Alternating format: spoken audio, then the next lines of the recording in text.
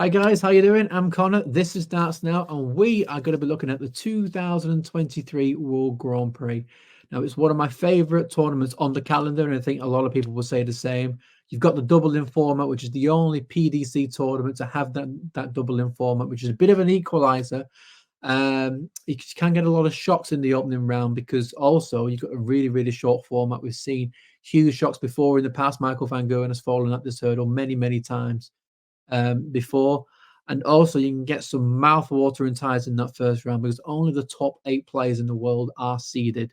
So you can get some big, big ties in that first round. Before I do the preview, I just want to say that if you don't follow us on Twitter, head over there now and do it at DartsNow_, and also subscribe to this channel. We're always doing giveaways. We've given away Dimitri van den Berg set of darts. We've given away Michael van Gerwen set of darts on our Twitter. We've got a giveaway which ends tomorrow at 2 o'clock, which are Chris Dobie's new darts. And we are going to be doing a giveaway next week as well. You'll find out about that on this channel.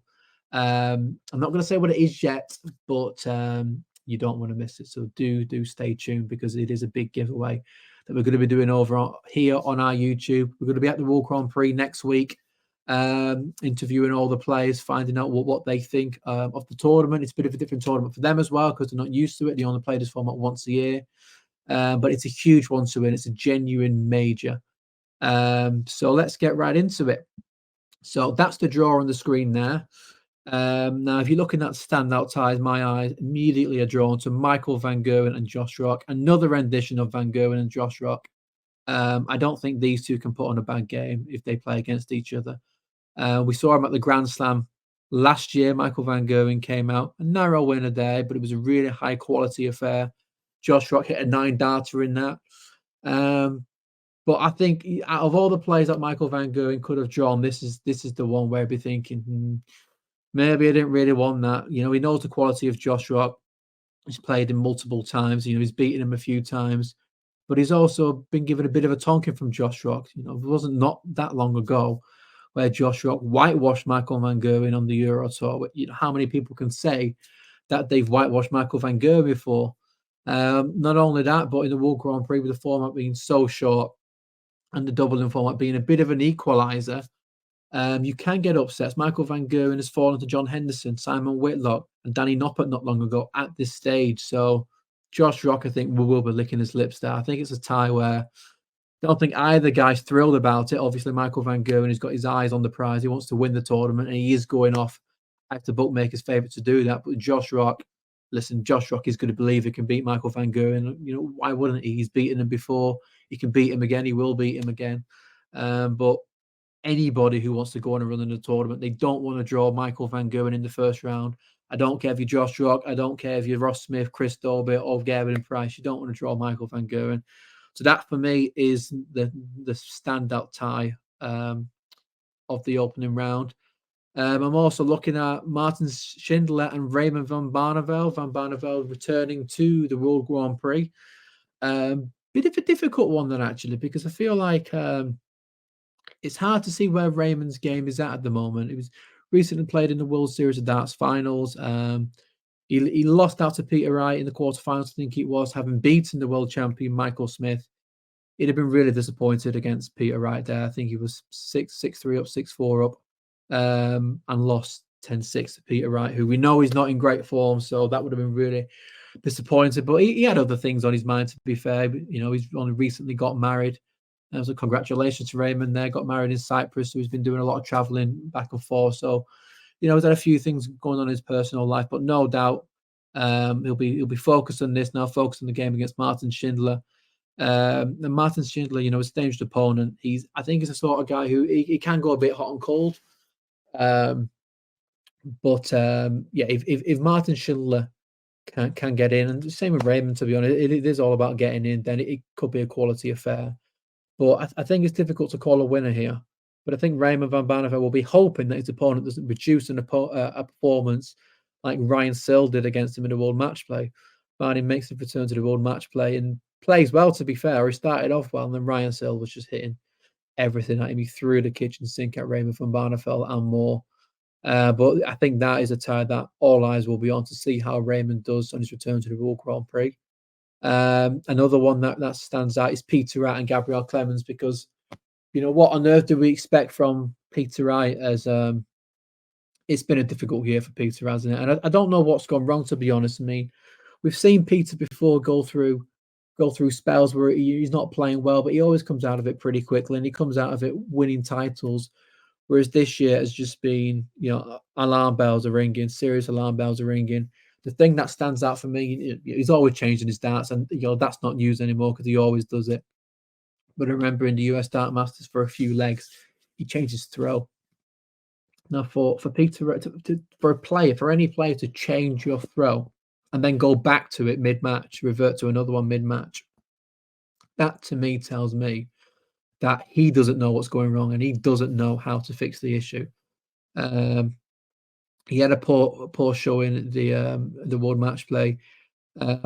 His Premier League was an absolute disaster. He failed to win a night. He finished rock bottom of that, and it really is worrying times, because Peter Wright is the world number 2 at the moment. No, he's not world number 3 at the moment, but he's defending an awful lot of money at the back end of the year.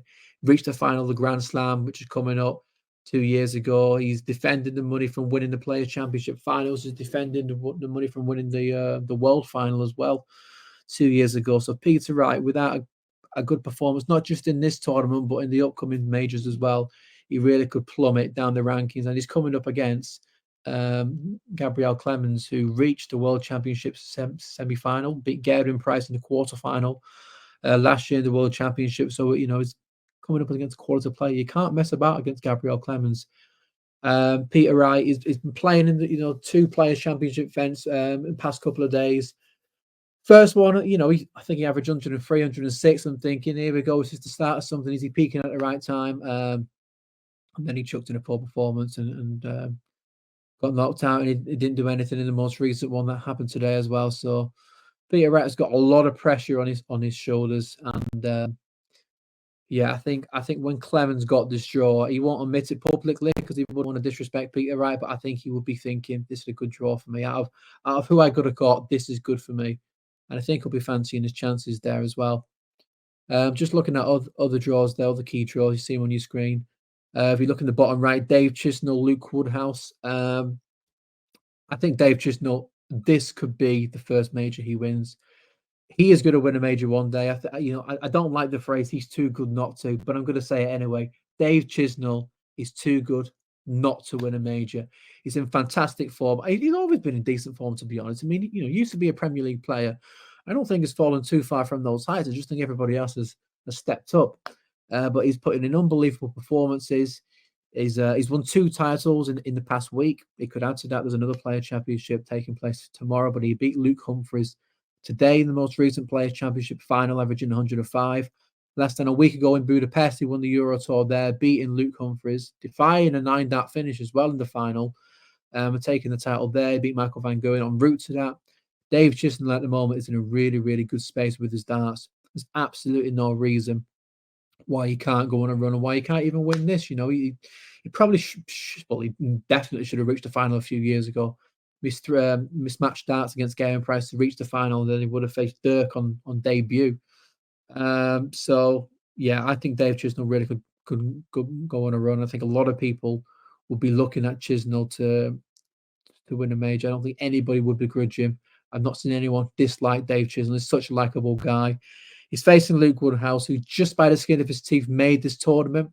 He had a good run, beat Peter Wright in the most recent Euro Tour to squeeze in the World Grand Prix. Ricardo Prochetsco would be probably kicking himself because he did not play well. He was occupying that final spot and he did not play well, so he'd be gutted that he missed out. But Luke Woodhouse is in there, and he'd be looking to build on that. I mean, I don't think he was expecting to get there anyway because he had quite a bit to do last weekend, but he did it.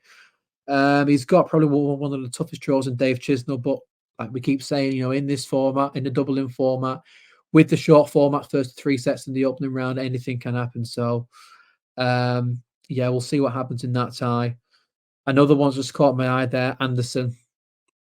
He's just been playing absolutely sensational stuff. Every time you look at a Gary Anderson average at the moment, it seems to be 102, 3, 4, 109 he's been producing. Even when he's losing, It's with an absolutely ridiculous average. He's reached the semi-final today of a Players' Championship event, only losing that to Luke Humphries, who is just unbelievable at the moment. And he seems to have got the bit between his teeth again. There was talk a few years ago about maybe he's going to be winding down his career, but I just think he's kicked those rumors to bed. He's been practicing more with Ryan Searle. I don't know if he's done too much of that recently, but we thought we'd never see Anderson again on the Euro Tour, and he's even been going to those. As an Anderson fan, you see my shirt there. As an Anderson fan, I would have liked him to go into a few more Euro Tour qualifiers, maybe get in the European Championship. But with the way that Anderson's been playing, again, he is another one who can take the title. This is a title that he's never won. He's reached the final. He faced Michael van Gerwen in that final, but this is one that's not been ticked off his list, and he really could do it because he's in such good form. He's facing Jose de Sousa in his opening game, and Jose is not playing well. The performances aren't there, not like they were in previous years. And also, I think if you look at the actual throw of Jose, there's always been a bit of shoulder in Jose's throw, but I think it's looking worse. And I think this could be a bit of a battering. Anderson is a quick thrower, playing well.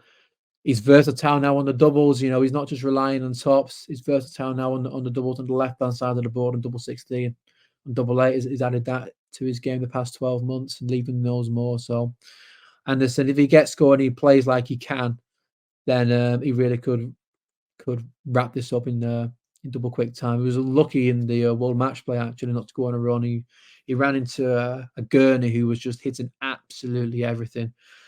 Who incidentally, there we are playing Luke Humphries, who Gurney will be looking at that draw and think, oh, why me? Because Luke Humphries is just, every time you see him, it just seems to be an unbelievable performance every single time. I think he'd be disappointed with how he played in the World Match Play. I think he reached the quarterfinals. Or was it the semi-finals? One of the two. Maybe I should have checked that beforehand. But despite that, I think every single match was a struggle. He really struggled against Dirk van Dijvenbode. I don't know how Dirk didn't beat him. He threw that away. He'd be kicking himself after that game. And then played a really weird game with Damon Heta, where it just seemed like every single leg was a break of throw. I think there was a period where there was a spell of 12 legs, and apart from 2 legs in the middle, everyone was a break of throw. Then Luke Humphries started racing towards the finishing line, and then Damon Heta just kept clawing back, and Luke Humphries nearly threw that away, but he didn't. But then he just came up short in the next round. But be disappointed with the performances there, but I think we'll put him right here because he's just so good. He's 27 years old. He's got the world ahead of him. I think he was disappointed there this year not to make the Premier League. It was the world number 5 at the time. There was one or two questionable inclusions in the Premier League this year, so I think that probably confused Luke Humphries even more, probably disappointed him. But he's used it as a bit of motivation to kick on, and he's done just that. So Luke Humphries, I think he'll.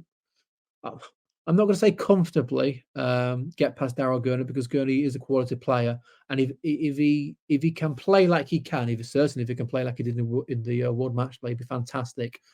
But Luke Humphries, kicks this tie off as big favourite. And then the other one I just want to draw your attention to before I wrap up, the other big tie there that I see is Clayton and Ross Smith. Clayton is the defending champion. He smashed Gerwen Price, his World Cup partner, last year in the final. He beat him 5-1. And was actually the only person in Grand Prix history to win the tournament. And his double in and his double out statistics were over 50% on both of them. Considering the people who won this tournament, Michael van Gerwen, Phil Taylor's won about 54,000 of these tournaments. For him to be the first and only person to do that is absolutely incredible. If you look at the bookmakers' odds, actually, Michael van Gerwen and Gerwen Price are the 2 favourites, and then Smith and Humphries. But then you got Aspinall, the World Match Play champion, Cross, Dave Chisnall, and then Jonny Clayton. So I know he's not had the best of the year, but to me, that's ridiculous. I mean, he reached the World Match Play final. Yes, he didn't do too well. In fact, he got hammered by Nathan Aspinall, but Clayton did have other things going on in his personal life. Then his father was ill. For Jonny Clayton to be the eighth favourite for this tournament, the defending champion. I mean, that's ridiculous. He's only just above Peter Wright, and Peter Wright's had a disaster of a year. So, yeah, I think I don't understand now how the bookmakers don't really rate Jonny Clayton's chances compared to the other big dogs, but um, he has a really difficult opponent against Ross Smith. Ross Smith is just someone, he's won his first major last year with the European Championship. Probably really disappointed to miss out on the Premier League having won that major, but I don't think it's affected his performance. He's an absolutely massive scorer. If he can get in, and his doubles are really good as well, whether it's tops or double 18 or double 16. He just seems to be so versatile. I don't think he's got a favourite double, to be honest, because he's just mustard on all of them. And his scoring is there as well. I think this could be a really juicy tie. I think the person who wins this tie could have a deep run, but it's that one is hard to choose. But I think with Clayton there, he's the defending champion. I think he won pretty much every game last year comfortably. And I think he'll be looking to defend that title. Yes, he's not had the best of year, but he reached the World Match Play final, and he's been putting in some big performances, and he's won titles this year. Yeah, I'm surprised really that the bookmakers don't rate him there, but do let us know there. I mean, there's some other big ties there. Rob Cross, Andrew Gilden, UK Open champion, James Reid and Ratajski. Both guys normally really solid on the doubles there. James Reid, double 10, Ratajski, double 16. And of course, Gerwen Price there against Noppert. So, there's some big ties there. So do let us know on Twitter and in the comments there who you think is going to win it, who you think could potentially be in danger, which seed could be in danger in the opening round. And don't forget to head over on our Twitter and keep an eye on this channel next week. We're doing a lot of giveaways. We will be in Leicester next week at the Royal Grand Prix. So do stay tuned for that and let us know your thoughts in the comments. See you next week, guys.